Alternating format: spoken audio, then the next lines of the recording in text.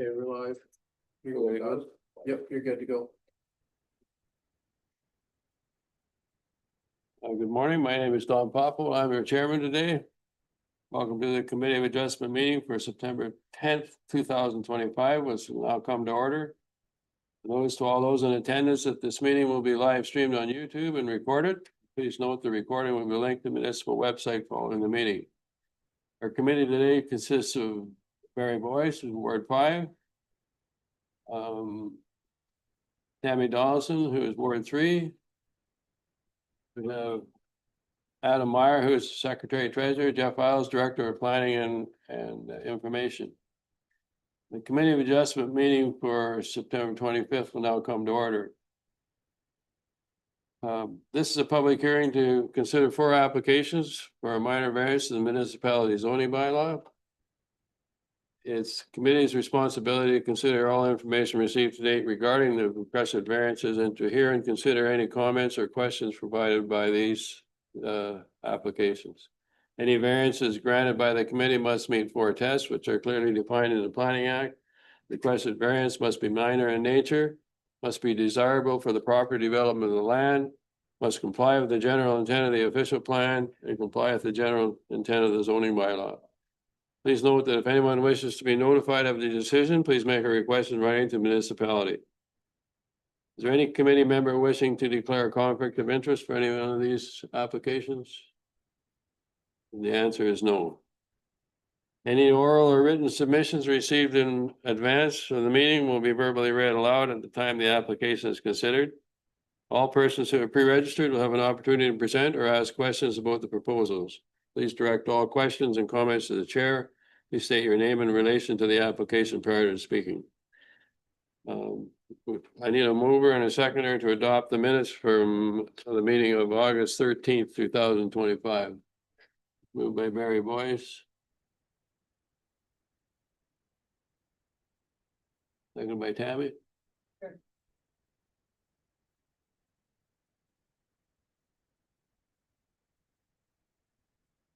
Moved by Barry Boyce, second by Tammy Donaldson, and be it resolved the meetings for the Committee of Adjustment meeting of August 13th, 2025 be adopted.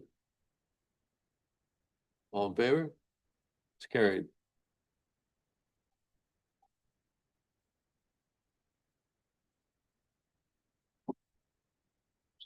The first one. So they're on Zoom and just bring them forward right now. Okay, so these people On Zoom, right? are, oh, we're up back here. Yep, should be on that TV. Where's he hiding? Back here? He'll come up here. It's Greg Bishop. He's Zooming. Oh, Greg is representing.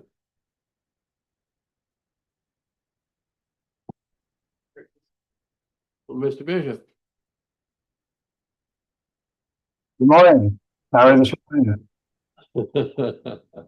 You want to start us off here with this application that you're representing? Sure will. There's a lot of information here. There must be a lot of dough involved. It's only 8 o'clock in the morning up here, She's all yours. pretty early up here. Anyways, I just wanted to give a little bit of a history of it, to get a better understanding. And just to reflect on a couple of the comments in the planning report, actually, because, it was Mark's dad, Jack Cox, obviously, that took out the permit in 1994 to erect a 1-story garage with an attached 2-story heated space. And this is what's important. The lower part of this was his workshop. It's not attached to the garage at all. The garage and the storage are in the cold storage, of course, where the garage and storage are. The 2-story building in behind that's attached to the garage was built in accordance with the plans. I reviewed the plans. There's no access from the garage to the heated space. The workshop that Jack used on the lower level is accessed from the rear. And what he called in his permit, obviously at the time, was the loft, had the stairs going upstairs. So the outside frame of this building is built in accordance with the plans. What happened since then, of course, was both heated spaces upper and lower. They decided they would put a set of stairs in so they could access both floors. And then they put the washroom in underneath the stairs themselves. So both levels could actually access the washroom. Problem is, we've got a now internal stairway. Not saying it's not a good idea, because from a safety security point of view it is. The problem is it's now connected the private cabin up top with the workshop down below. That's why we're here today. So we've got a situation here where how do we do it? Okay, do you close off the stairs and everybody goes around outside to come down and use the washroom? Or do we apply for a minor variance to increase the floor area of a private cabin by the 9.5 square meters and obviously have it qualify in both floors? You've had a number of variances over the years, obviously, to have washrooms and garages and so on. So that's really nothing new, but this is unique in the sense that we're trying to legalize the space, and with the stairs, the only option here, just the way the bylaw works, is to actually have the whole of the both floors declared as the private cabin. So that's kind of the history of it, and internal stairwells was put in 2000, 2002, somewhere in there, and that's when the washroom was put in as well. Well, it's my understanding that if we passed if we pass the first two variances, the third one will be given because it'll be included. Is that correct? That's right. Yeah, so through you, Chair, if the committee is to grant variance A and B, C would not be necessary as the water closet would be located in the private cabin, which is permitted. It's your wish.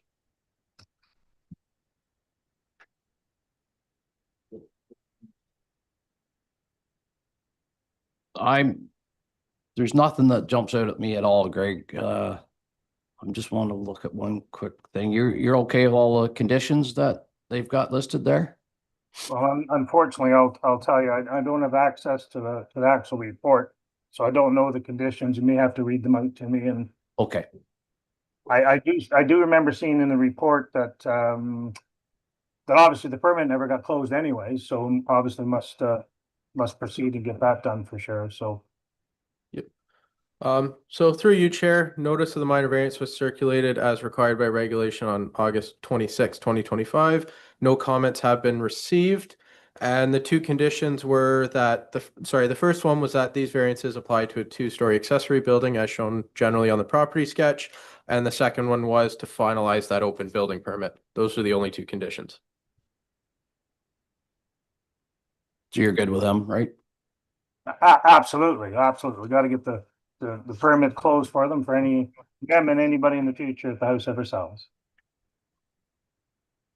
Okay, well, I'll make the motion then that we accept those, that we grant them.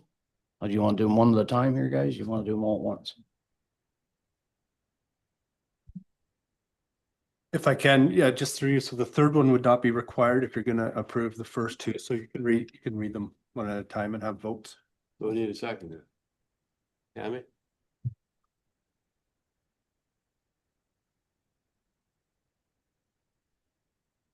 And if I may, Chair, just to clarify, that third one would need to be denied. Pardon? Because the third one's not required, you would have to deny it. Because the first one's required. Right.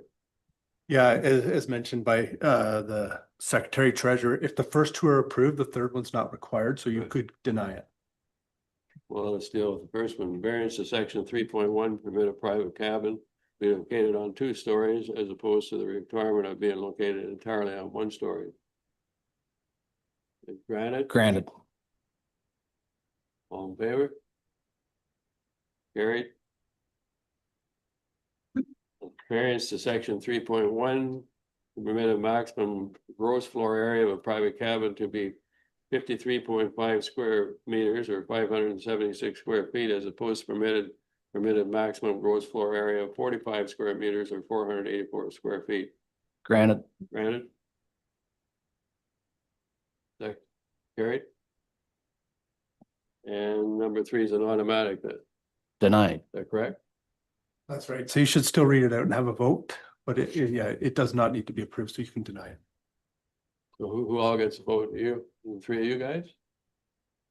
You three.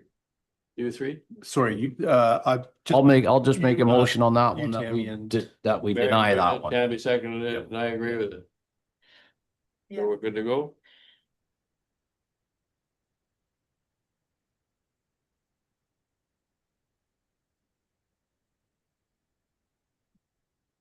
So it should be recorded, the variance of section 3 to permit a water closet to be located in a private garage is granted as well. But it's an automatic because it's included in one of the top, correct? Or it could be denied, it should be denied instead of granted. And then all in favor, we have Okay. denied. We're good to go.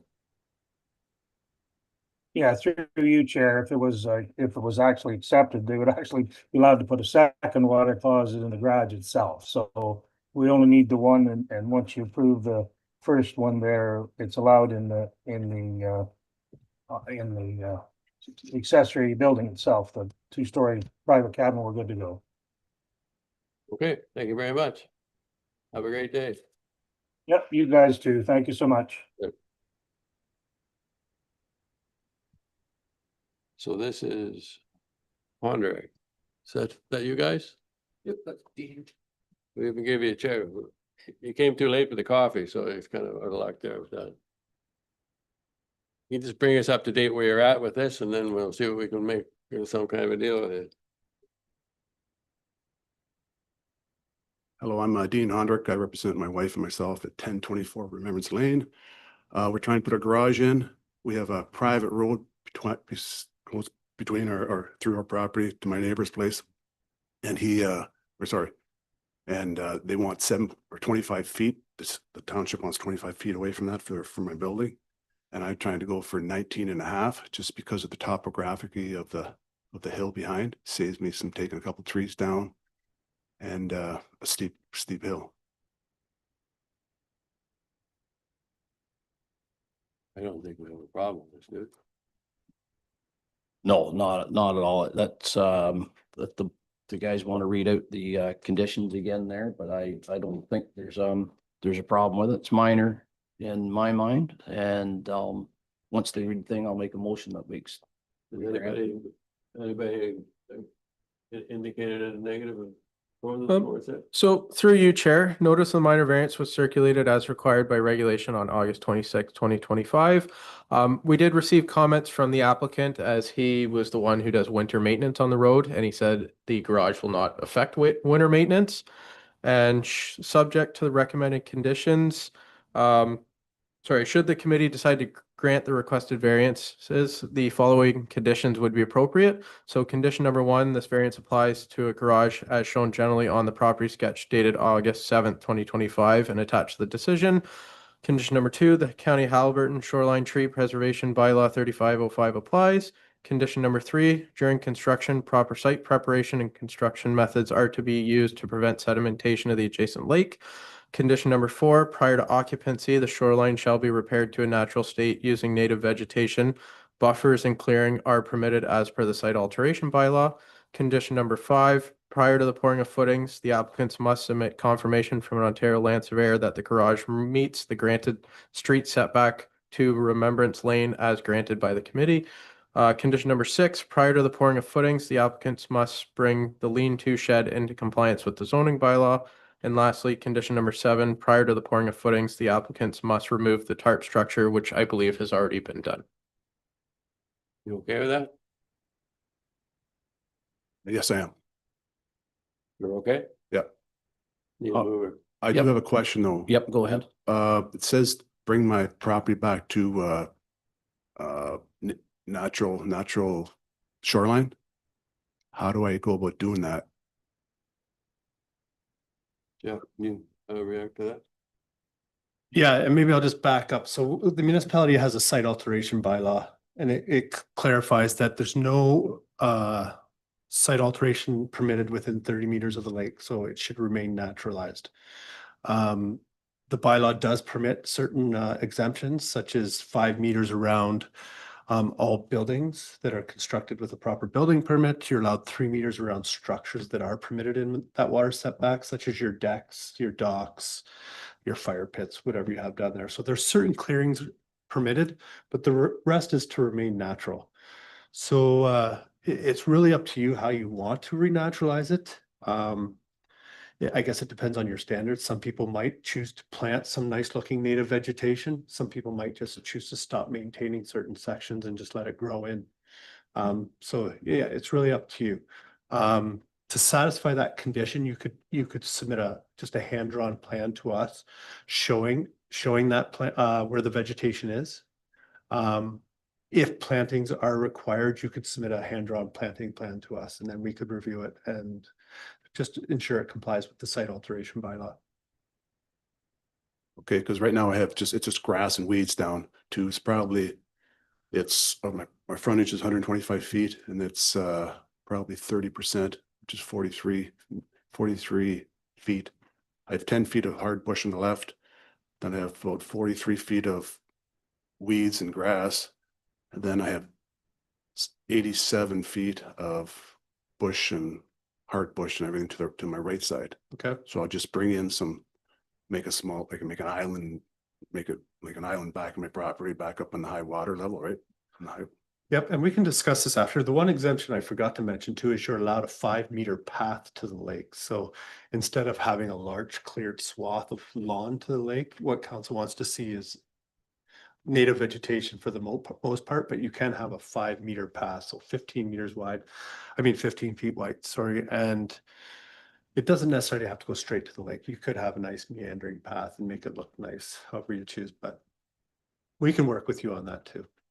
Yeah, and also I watch your videos on the Ribbon of Life stuff, and you said there's some place that I can buy the native plants and stuff. Yeah, I think on our website, we actually have a link that sends you, I can't remember the organization that shares that with us, but it has a list of native vegetation. Yep. And also most garden centers in the area know of this too. So if you go and visit those, they can give you the ideas too. Okay. Yep. Okay. So I'll make a motion that we grant the variance.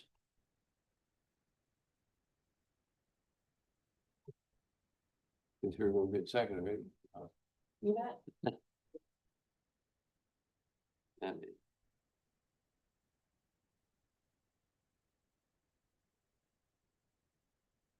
If you have any questions with respect, I just work right through Jeff and they'll walk you through it and Okay, you'll end up with a better piece of property probably by the time you're done. So it's moved by the variance section to 3.30 to permit a garage to have a street setback from the edge of the traveled portion of Remembrance Lane of 6 meters or 19.6 as opposed to the granted 7.5 meters or 25 feet. Granted. Carried.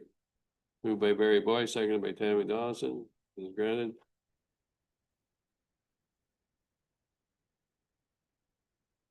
You're good to go. one last thing. Yep. One thing I said I could do, but there's a lean-to shed that's there. Does that have to go down before because that stores all my stuff, right? Does that have to go down before the shed goes up? It is kind of an eyesore. I'm never gonna I don't want to keep it around. I want to get rid of it, but I just kind of. Can you answer that, Jeff? Sorry, I'm just reading how that condition is worded. So right now it says prior to the pouring of the footings, the applicant must bring that lean-to or shed into compliance.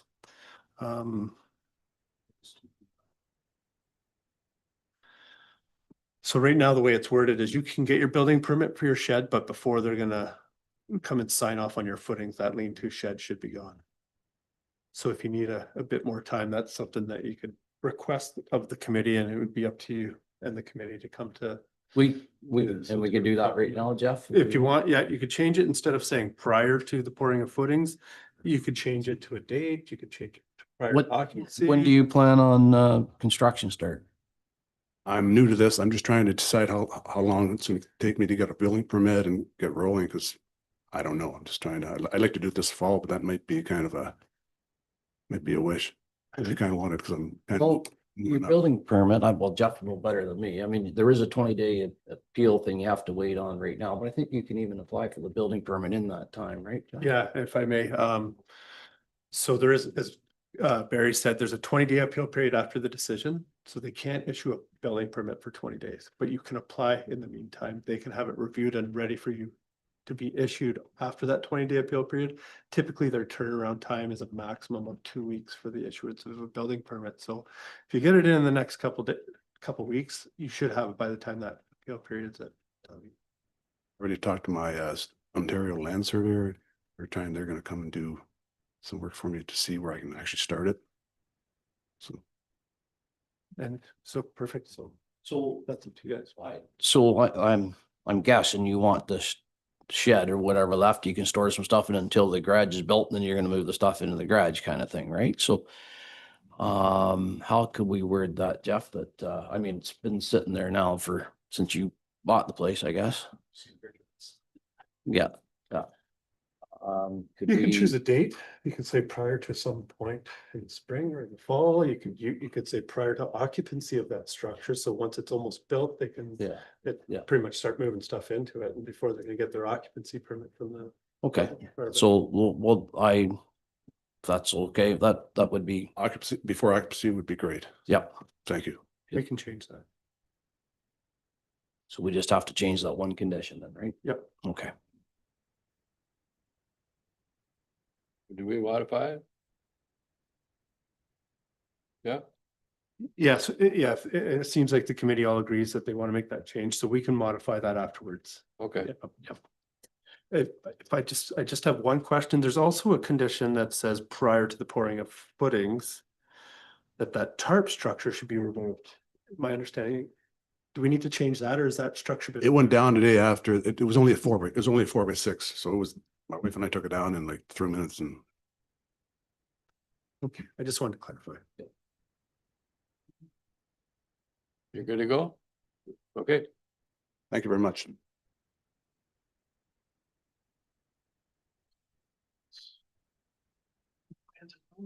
Sandra? This is, Ready? you're up.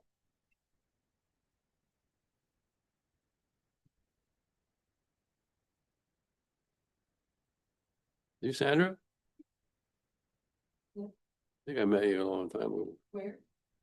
down at your dad's place there. Derek's your father? Oh. Okay. No, maybe we look alike then. Okay, so just give us a quick synopsis of what you're intending to do and we'll see what we can do for you. Okay, my name is Sandra Knowles. I'm here to request a couple variances for my property on 16505 Highway 118 across from Loon Lake. And the variances are I'm applying for a second residence on the property. And the second variance is to switch the main building, whichever one is considered the main building, just because of the numbers. The original cottage is quite small and the garage is larger. So in order to come closer to that 75% Mhm. that you're looking for, it was suggested to me that I switch which building became the main building, which is the reason for the second variance. Because that brings it closer to the 75%. If we leave it the existing way, I think we're looking at about 100% of the 75, raising it to 100 rather than the 75%. So if you want to switch it around, that brings it down closer to the 75% at about 90%. Okay.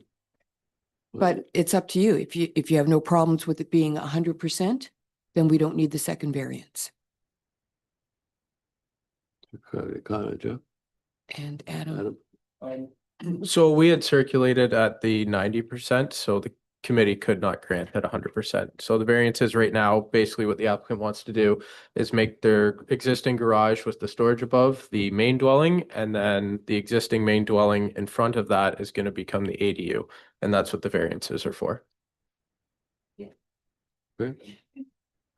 So we're asking for a variance to section 3.1 to permit an additional dwelling unit to be a maximum of 90% of the gross floor area of the main dwelling unit, as opposed to permitted maximum of 75%. And a mover? Sure. So, yeah, I'll move that I'm just trying to read not the conditions, but And if I may, I can clarify, there isn't any really relevant conditions to this proposed for the committee, other than that the variances apply to the building shown on the property sketch. There's no other requirements recommended. And staff and our policies do support additional dwelling units. We need housing, so This is recommended by staff. Okay, I'll make a motion that we grant it then. So it's, B variance is section 3.1 to permit an additional dwelling unit to be located in the front yard.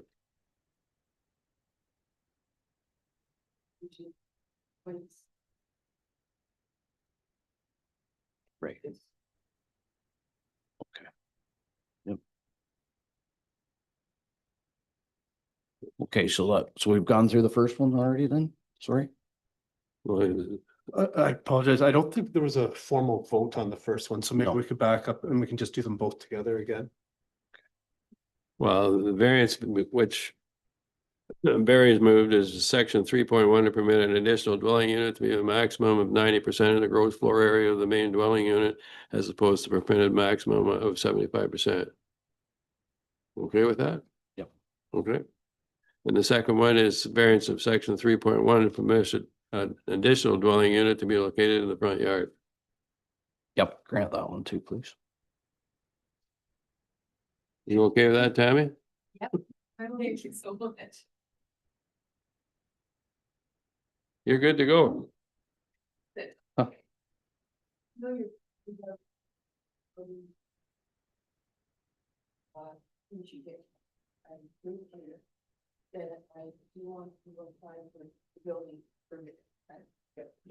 And if I may, as we mentioned to the previous applicant, there is a 20-day appeal period before these variances are approved. So you can submit your application, they just can't issue the permit, so you can apply. If you just go back to the front counter there, the building permit clerk there, her name is Ashley, she'll be able to help you. Yeah. All right, good luck.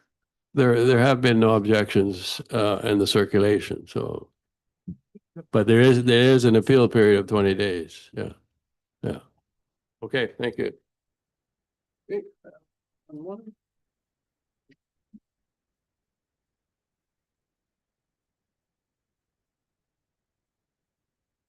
is Derek, not her dad.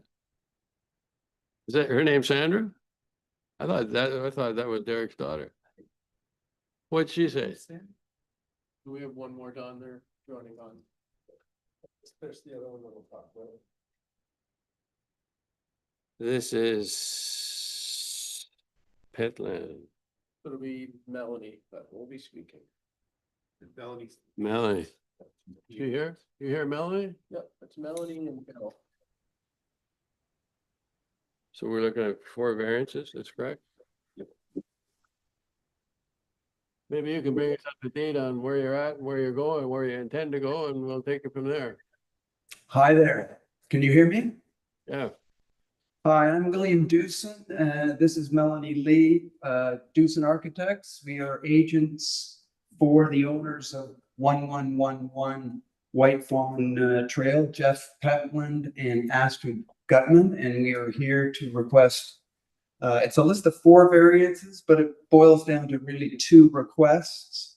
One is increase on the GFA for a 2nd-story private cabin in an accessory building, asking for an increase to 55 square meters from the allowable 45 square meters.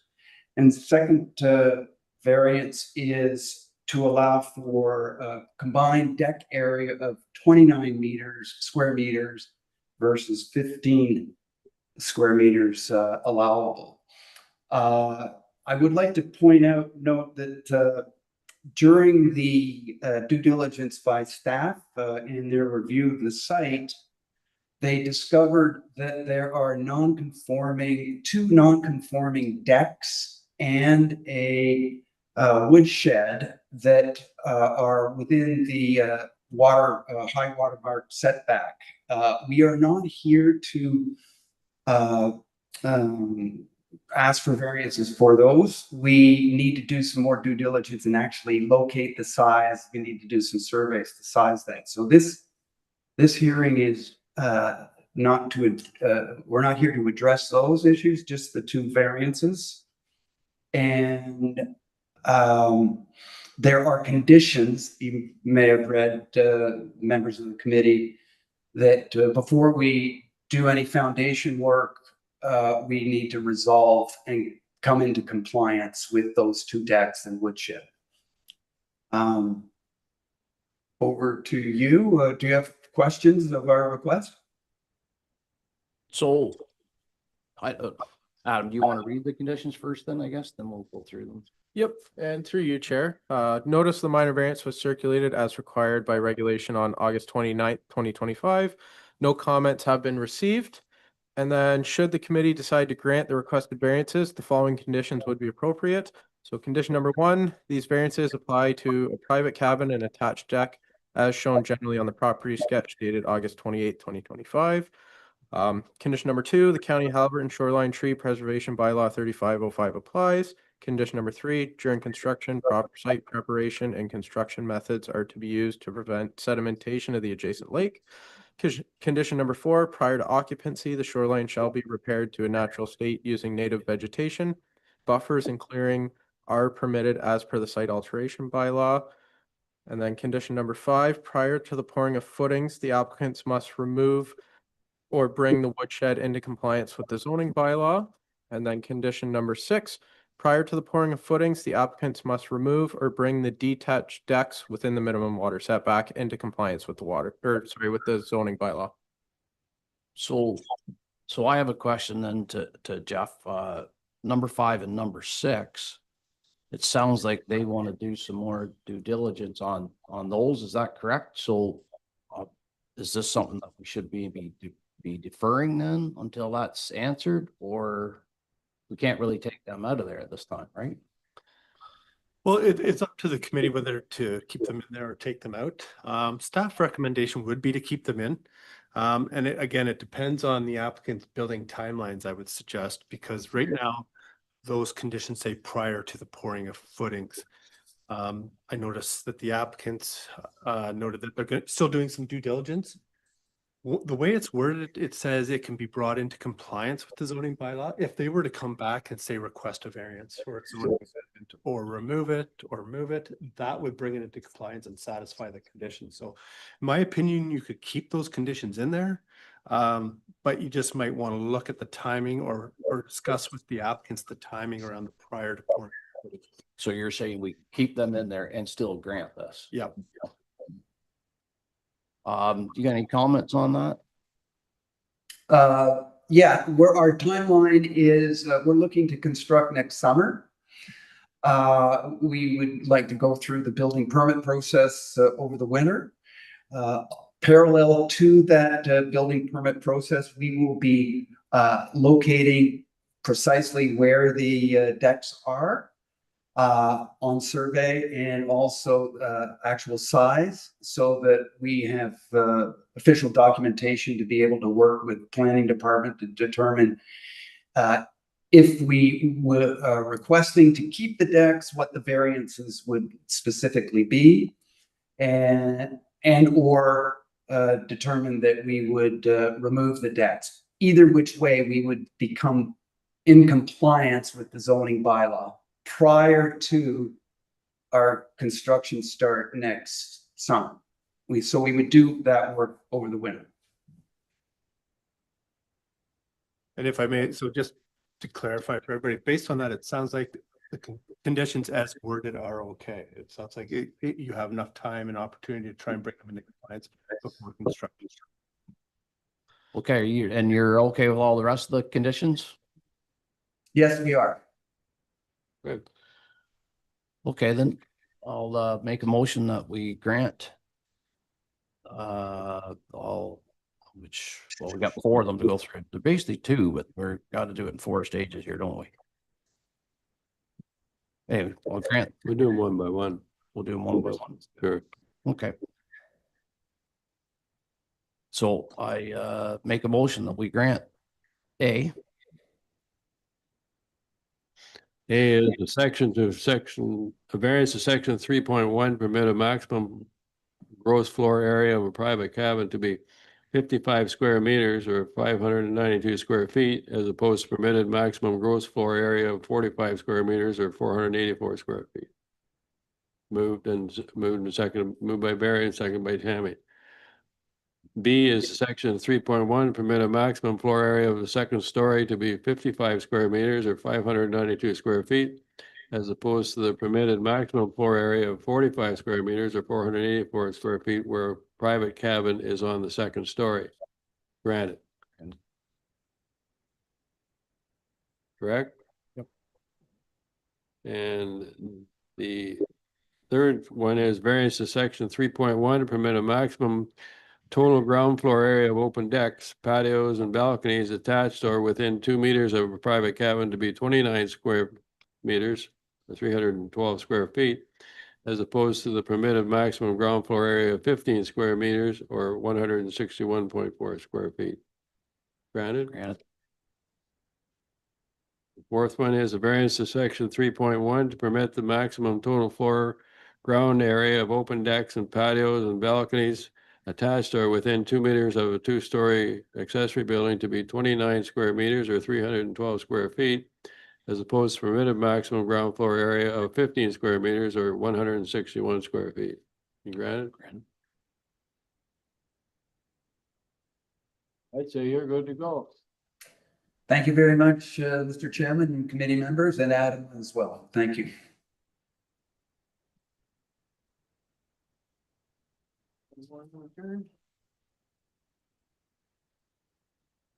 Need a mover and a seconder. Well, we might as well stick with Barry and Tammy.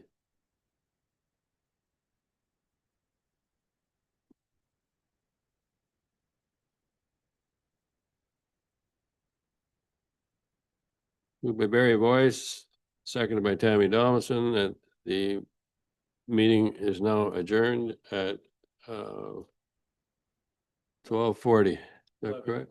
11:40? Well, watch never works right anyway. Carried?